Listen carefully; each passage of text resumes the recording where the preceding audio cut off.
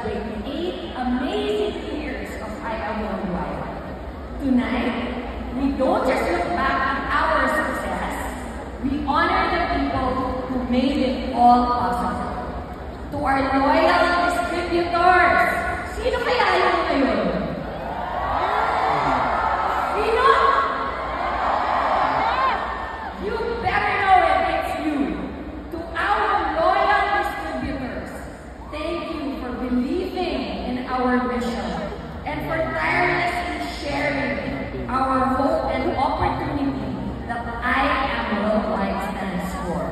To our dedicated staff who work behind the scenes every single day, your passion fuels our growth. And to our beloved endorsers, both local and international, thank you for representing our brand with such pride and excellence. Without your trust, partnership, and commitment, we would not have achieved such incredible heights in such a short time. You are the heart of I Am Worldwide. Palakpakan mo dyan! As we continue to grow together, we want you to know that you inspire everything that we do.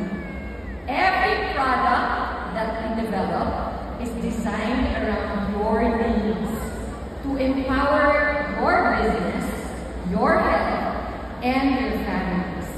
We aim to bridge generations from the young to the young at heart. We know our pure organic barley powder from Australia remains to be our flagship product. And our chocolate bar for kids is continuing to make waves. But we also acknowledge that reaching millennials and Gen Zers has been quite a challenge.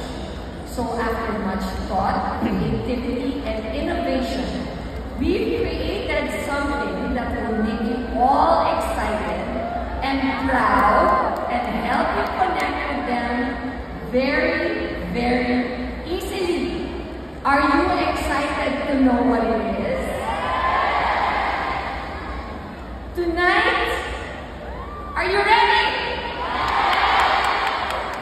Tonight, we are proud to present I Am Worldwide's newest addition to our amazing line of products.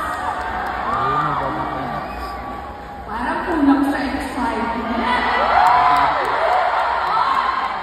Gusto niyo bang malaman? Are you ready? Tonight, we release to you all our amazing pure organic barley gummies! Now, there's a fun and convenient way to take a nutritional dose of barley while on the go.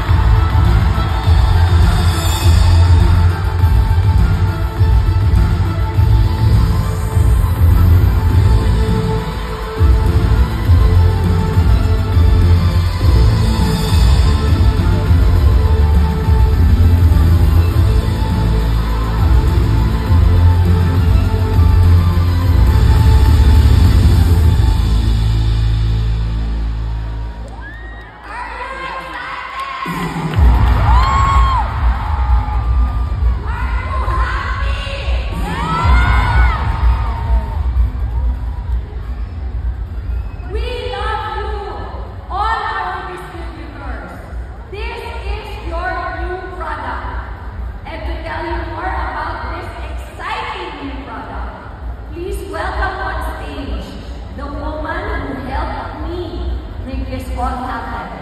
My sister Helena Walden-Smith, who flew in all the way from Melbourne, Australia to be with us tonight.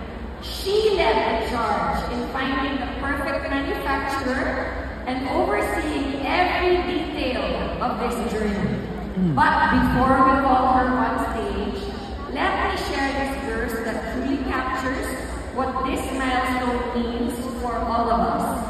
Galatians 6:9 says, "Let us not become weary in doing good, for at the proper time we will reap a harvest if we do not give up."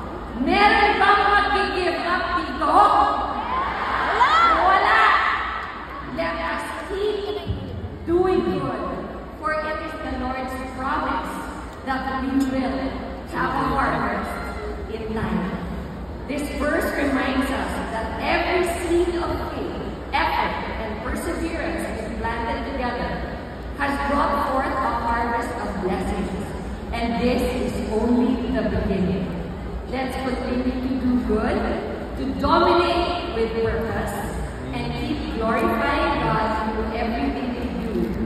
Now, are you ready